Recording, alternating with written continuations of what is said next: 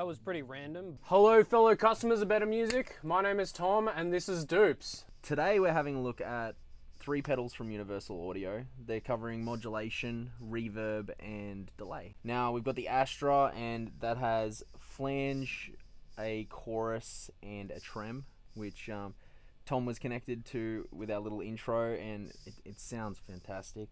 We've got the reverberator, which my personal favorite, reverb on everything, and we got the echo system, and I do love the echo system. It really captures the character and the repeats in a fantastic way, and we'll go into that a little bit more. But these are really exciting because UA have a big rep, and they had big shoes to fill when bringing out pedals. Like, their plugins are renowned, their interfaces are phenomenal, and just the quality is really good. They remind you of a UA interface. It's sleek.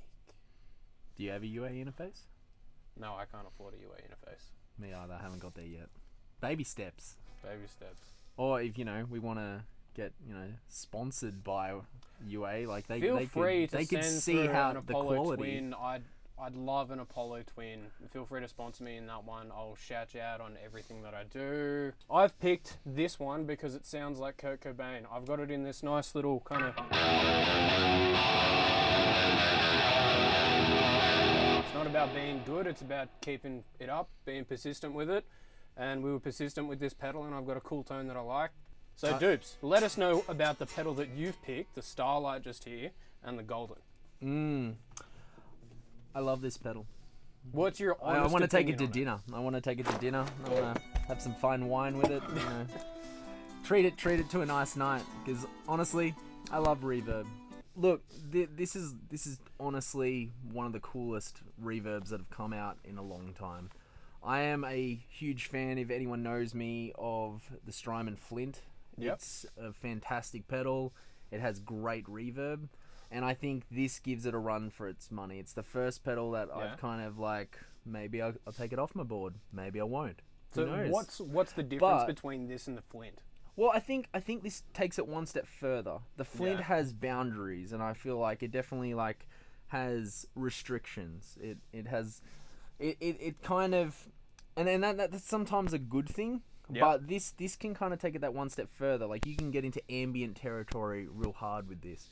You can kind of go into that soundscape vibe really well. And I feel like the application of this reverb is like vocals, it's drums, it's like there's a studio aspect which you'd expect from UA. Yeah. And that's really cool. What happens if you really want to mess it up and get flubby, Mr. Mud Thumbs over here. What if you want to hone in that bassy tone? Well, they don't call me Bubba Mud Thumbs for no reason, Is it going to be too flubby if we just crank the bass and the treble, like straight up? I mean, look, the EQ on this, negates all that. So if I drop all that bass down and I'm on, you hear all that, like that low end, like, and then I like crank that low end, just crank it up a bit more. So it's just thick. It's not too crazy. But it's musical. Even cranked, it's musical. And I think that's what I love about UA stuff, is they do that aspect of musicality. He said doo-doo. What's the Starlight doing? What's it doing for us that's better than anything else that we like? Because in previous videos you've had both reverb and delay options, and I haven't. I felt I'd be greedy today and I'd take the delay option as well. Echo. Now, I'm a big fan of delay. However, I'm very critical of delay. I like what I like, but I also like what I like. Well, it's what we like. Yeah. So the saturation in the market of the delay world is ridiculous. There is delay pedal upon delay pedal, but the thing I do like about this is it does 3 things really freaking well. Yeah. I think a lot of the time, the ones that I tend to like, they do one thing really well. The Sir delay, the discovery delay. Yeah. That thing is like crazy good. So what are the 3 functions on this guy? Yeah, so we have tape. Yep. Which is probably my personal favorite. A memory man, which is like your analog delay, and precision, which is more your rack like delay, like pristine digital delays. Let's go. Just crank it, 100. Modulation. We'll get heavy mix. So All the way. I'm gonna darken that repeat. Now just play. No whammy, just go like. Yeah. Like it's not abrasive at all, but again. Well, it's not going to replace the Astra, but it's No, but it's subtle. Perfect. And I think the cool thing about that is like, especially the modulation on the tape. So I'm a big fan of tape.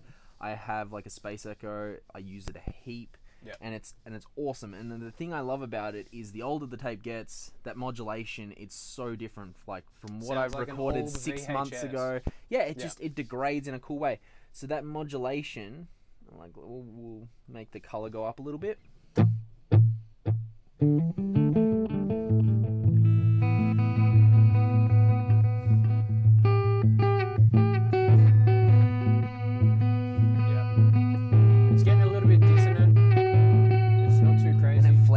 Like in this really cool way, and Flange it's just coming back, man. Yeah, Flange man. is coming back. It's coming back.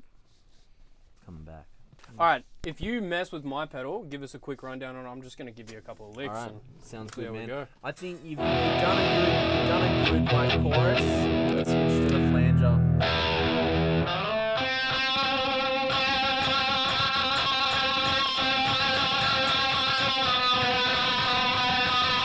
That's pretty crazy. That's pretty cool.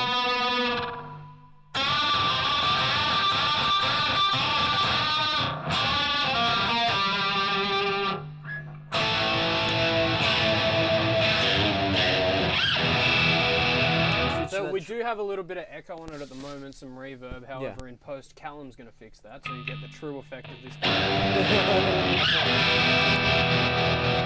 Yes, that sounds good.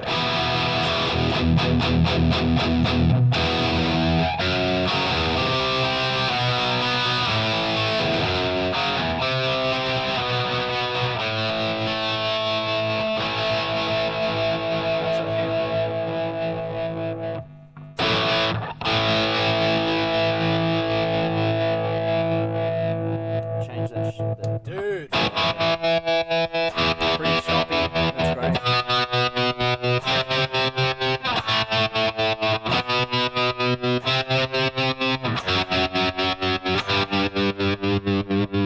Gets a little bit Green Day in here. Dude, I can see this being used with like a DT for more of that kind of modern new metal kind of. It's got a little bit of that feel to it, just.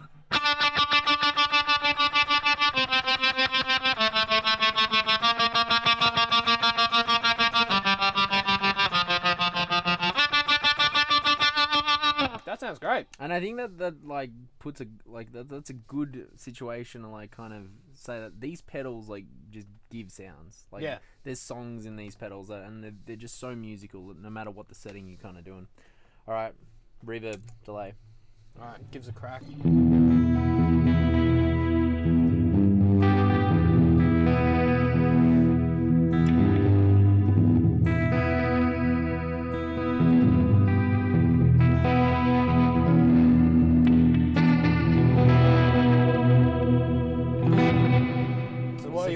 I just turned up the modulation, a little bit of the treble, and turned the bass down a bit. Yeah, and put more. And it's in the plate mix. mode. So why don't we try the spring? I do like the spring a lot. Yeah, a little bit more surfy. Yeah. Actually, no. Can I have a lead for a sec if you want? Puts her out. I want to see just how surfy it's gonna feel.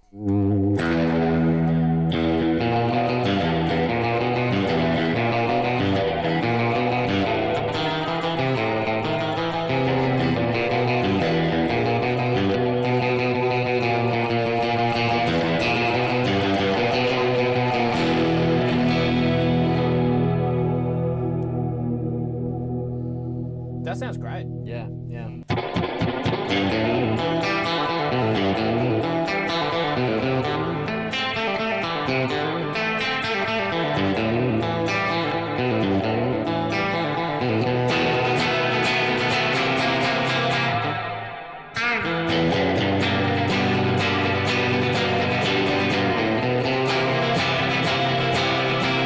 It's like a little bit more HD country sound.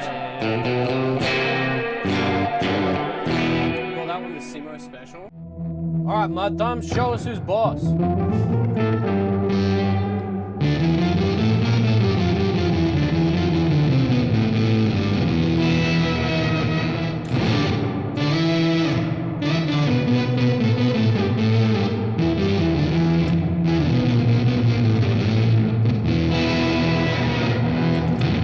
No, just do some descending run and let's see how moody we can get. I think the modulation's in there too much.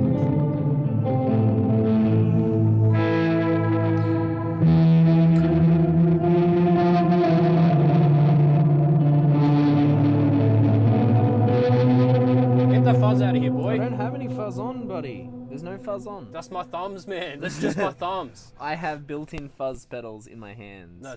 We like these pedals. Who's gonna buy this? Like, who wants to buy a pedal like this? You know, Well, I mean, this is probably more aimed at someone who's a bit of an engineer, someone who tinkers with UA in their studio or something. He's trying to think of a replacement word for a bougie boomer. A bougie boomer. Okay. But, however, I'm a bougie boomer at heart. So, you know, albeit I'm far off that age group, I do like my fine. I'm an old fine man pedals. at heart, mate. Oh, that's sounding terrible. Oh, so terrible.